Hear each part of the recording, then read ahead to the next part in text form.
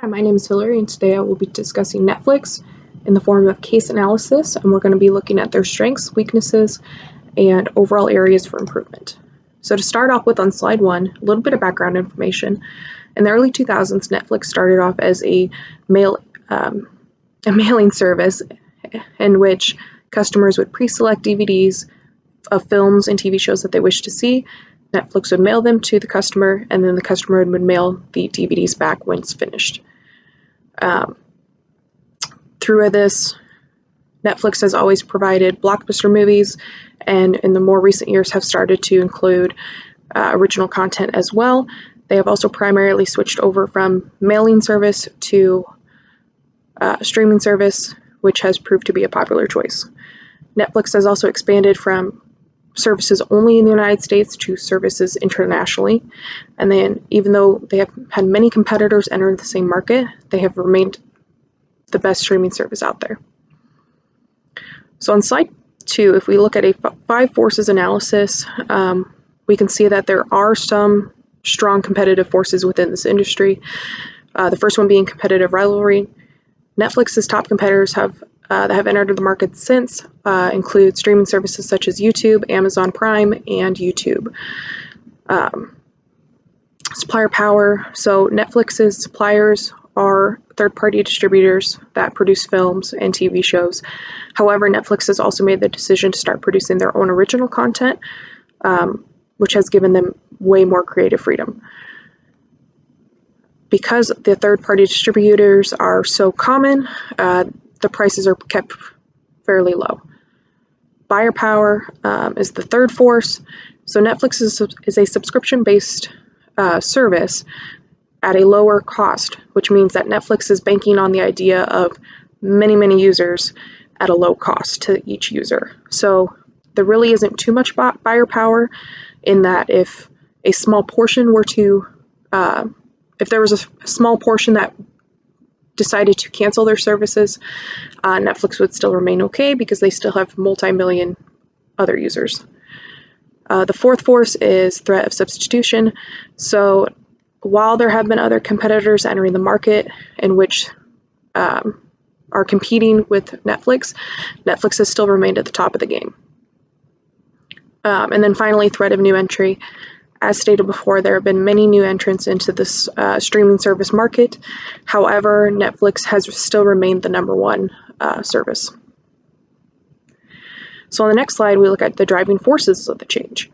So there are many things that affect streaming services. Obviously, the first one is the internet.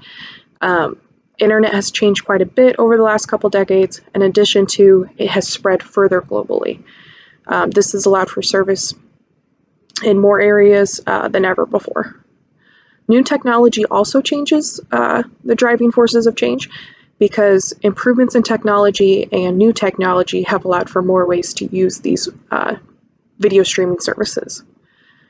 I mean, we have tablets, we have cell phones, we have TVs, we have computers, we have all these different areas of technology in which we can view video streaming services.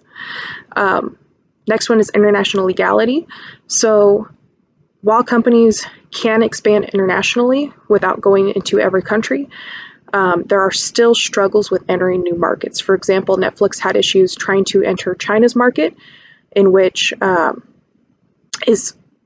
entertainment industry is fairly under control of the government, so they tend to censor everything. Eventually, Netflix was able to come to an agreement with the Chinese government.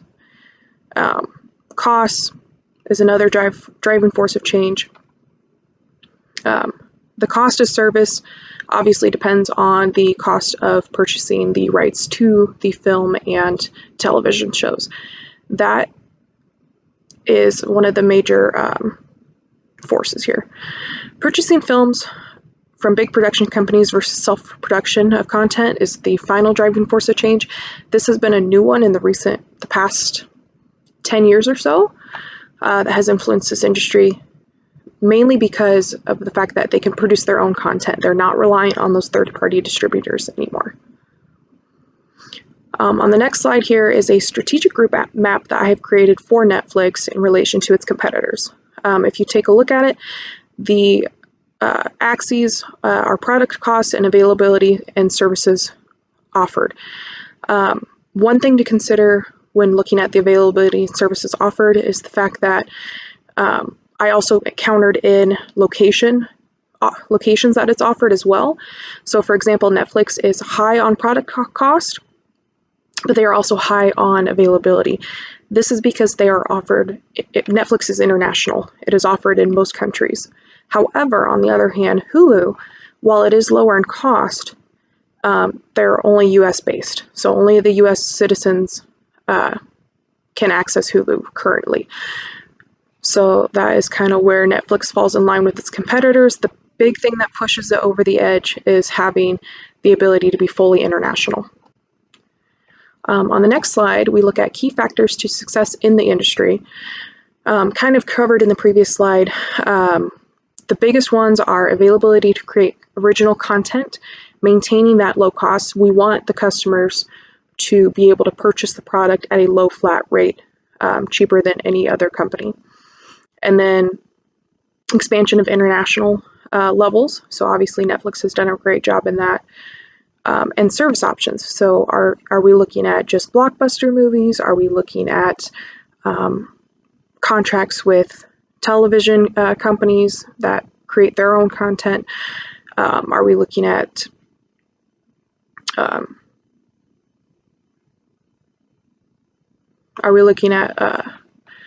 how the service is offered? Can it be used on multiple technologies? It can be used by multiple users at the same time under the same account. All those things are key factors to success. The more options there are, the better success a company will find. On the next slide, we look at Netflix's strategy specifically. Netflix does combine both a broad low-cost strategy and a broad differentiation strategy. This just means that they want to reach the most customers for the lowest price for both themselves and for the customers. Netflix utilizes this strategy, which is why they have remained above all of their competitors. On our next slide here, we look at a SWOT analysis real quick. The strengths for Netflix include innovation, original content, multiple accesses, and fair pricing. All of these areas have always remained strengths for Netflix. They've really never changed or faltered. Weaknesses include the fact that internet is required, so the areas across the globe where internet is not accessible, Netflix is not accessible. Subscription service, obviously it is still a subscription service, which means that those users who have Netflix can cancel at any given time. Like I said before though, it's a low cost change to the company, so it's really not a huge loss if the turnover rate is slightly higher than normal. Customers also tend to share service. I know a lot of people that use Netflix, and you are able to essentially share your password and your account information and set up multiple user accounts within the same subscription, which is technically Netflix's loss because they're losing money on potential other subscriptions. External factors influencing Netflix's success is the movie theaters and cable. So these are just other forms of video and audio entertainment that people can use instead of purchasing Netflix. Another external factor is legal restrictions internationally. As I said before, a lot of other countries have limitations as to their censorship and what they will allow their country citizens to view. And another external factor is obviously that reliance on external suppliers. Using the other production companies, for like example, the big blockbuster films, can influence how successful streaming services like Netflix are. And then finally, threats. Other new streaming services are obviously always going to be a threat because it's competitors.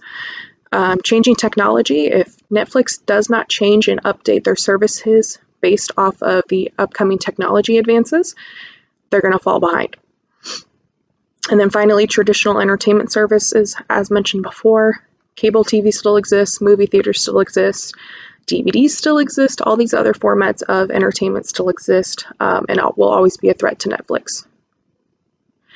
So on the next slide, financial performance, we can find that the current ratio for Netflix is 1.4, which is pretty good because we're looking for anything greater than 1. There's still areas for improvements on this. We also find that the long-term debt-to-equity ratio is currently 0.42 as of 2017, which is pretty low, which is really, really good. The big thing that I want to point out is the contribution margin. So if we look at the streaming services, both global or locally and internationally, those have both been on the rise over the last several years. However, the DVD segment has increased a little, but not much. So it's one thing that Netflix should probably focus on is lowering that DVD segment and increasing their streaming services.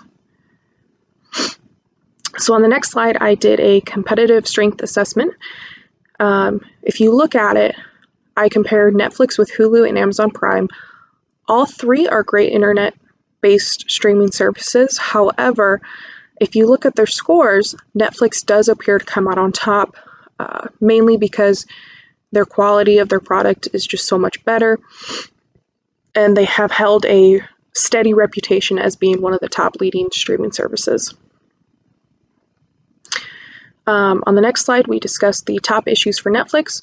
So while adding original content does create some value and it creates originality, the cost of production of this original content is way too high in comparison, and when you take into consideration that it really doesn't attract that many new subscribers.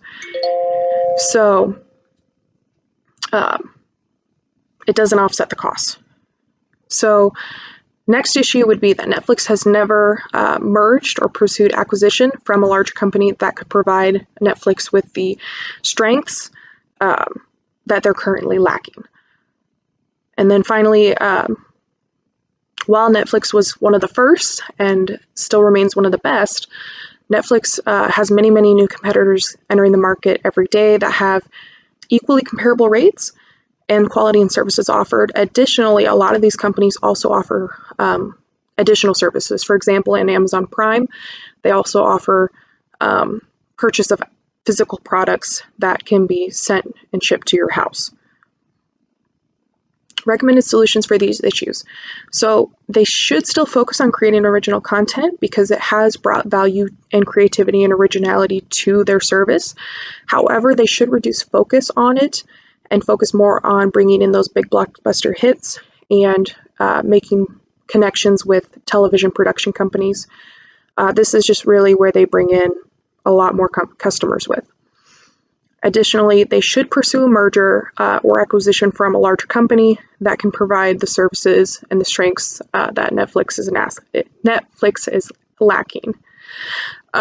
Finally, they should innovate new services to keep up with the times and stand out amongst their competitors.